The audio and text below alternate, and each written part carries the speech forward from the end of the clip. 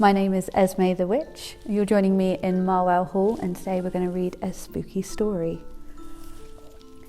This is a story set in Halloween Town, the spookiest, scariest town in all of the magical universe.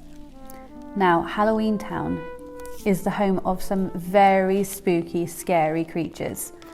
There is Willow the Witch and her black cat Lucky just up there, who both live in a cozy little cottage shaped like a pointy hat on the outskirts of the wild woods.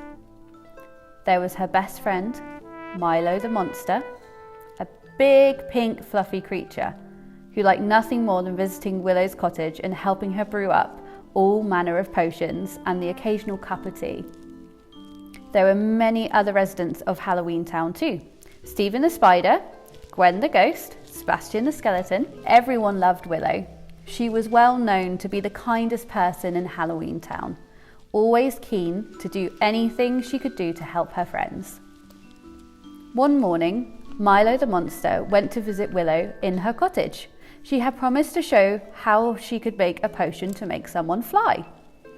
Milo always enjoyed visiting Willow's workshop. It was a circular room with a large cast iron cauldron in the middle. Around the edge of the room were wooden shelves, stacked high with every kind of ingredient you can imagine. Juniper berries, bark from the ancient oak tree, fangs from the black widow spider. Milo was amazed at how quickly Willow whirled around the room, grabbing all sorts of jars, pots and vials off of the shelves and delicately adding them into the cauldron. And this is the most exciting part, said Willow. The part where we all say the magic words. Willow waved her wand around the cauldron as she and Milo chanted the words together. Hocus pocus, make this fly higher and higher up in the sky. The potion began to sparkle and shimmer in the pot. The magic had worked. Wow, exclaimed Milo.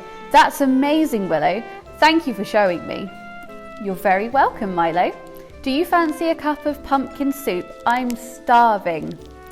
Willow and Milo made their way to the kitchen, but someone stayed behind in the potion room.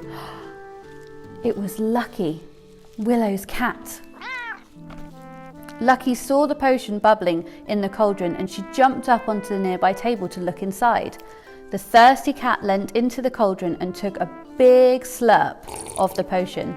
She began to tremble and shake, and suddenly she flew up in the air. Meow, she called, but no one could hear her, and so out she floated through the open window. Willow thought something was strange when she put down a bowl of cat treats for Lucky and she didn't appear. Milo and Willow searched the whole of Willow's cottage, and then they went out into her garden. They looked under the leaves of the pumpkin patch, searched behind the stalks of the tallest run of beans, and peered behind the petals of the flowers in sight. But Lucky was nowhere to be found. Willow's lip began to wabble and she burst into tears. It's okay, Willow, comforted Milo. We're going to find her. Come on. Willow wiped the tears from her eyes and followed Milo into the wild woods, shaking her packet of kitty treats all the way.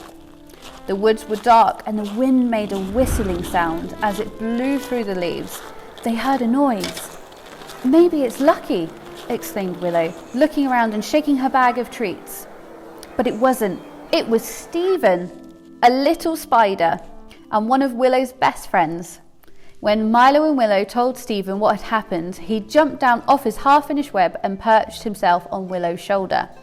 So the three of them continued on their journey, whistling, calling Lucky's name, and continuing to shake the bag of treats. Despite looking all over the woods, Lucky was nowhere to be seen. This doesn't make any sense, said Milo. How did she get so far so quickly? Where could she have gone? At the edge of the woods was a giant mansion. There was ivy growing up the walls and the paint was flaking off the window frames. There were high pointed turrets, but the roof tiles were cracked and falling off the roof. It didn't look like anyone had lived there in years, but there was a light in the main hall. Whoever lives here might have seen Lucky, exclaimed Willow, sprinting towards the front door. Wait, Willow, shouted Milo.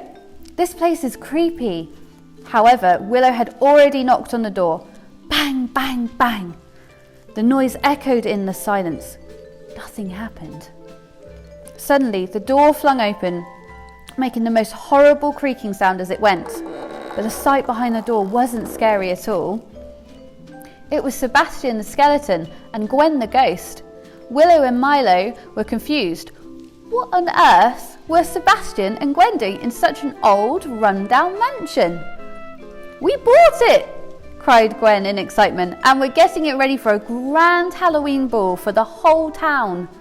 When Willow told them about Lucky going missing, Sebastian and Gwen were very sympathetic. "We'll help you find her," they said to Willow.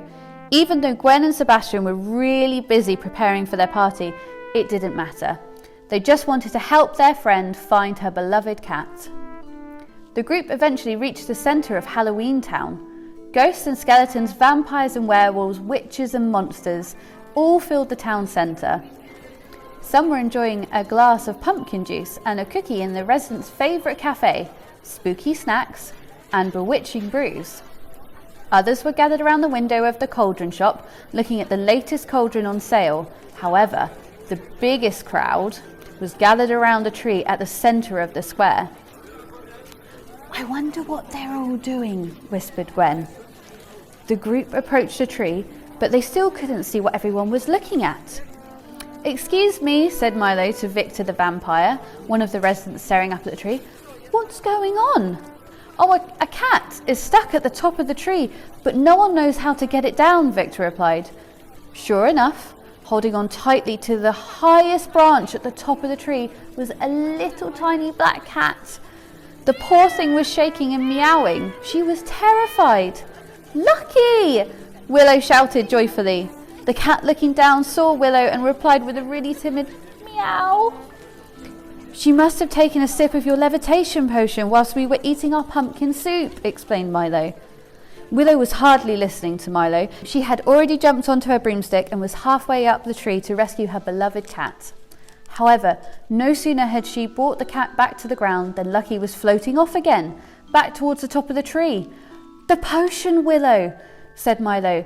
"It must not have worn off." Willow flew back up into the sky on her broomstick and grabbed hold of Lucky. This time she didn't let go. They needed a new potion to reverse the effects of a levitation spell. The group raced towards the cauldron shop. The owner, a kind elderly wizard by the name of Lodorf, let them borrow a cauldron and some of his ingredients.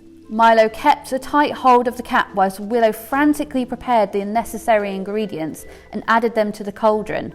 After 20 minutes of hasty work, magic doesn't happen quickly, you know. Willow was ready to say the magic words. "Hocus pocus, bring this cat down, lower and lower onto the ground." Willow chanted whilst her friends watched nervously. Willow gently landed a spoonful of the potion into the bowl, which the wise Lodorf told her to. Milo carefully held the cat to the bowl and she lapped at the liquid hungrily. Everyone watched in anticipation as Milo slowly paced the cat on the floor.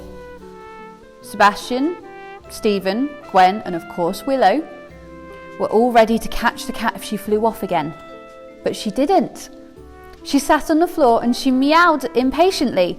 She had noticed the bag of treats that Willow was carrying around and wanted to eat some. Everyone was ecstatic that Lucky had been found safe and sound and that she could once again walk on the ground without floating up into the sky. Willow especially was bursting with joy. She had her beloved pet back, and from then on, she always remembered to keep the door to her potion room firmly shut. If you enjoyed that story, make sure to come and visit me and Lodorf at Marwell Hall, where we'll have lots of Halloween fun.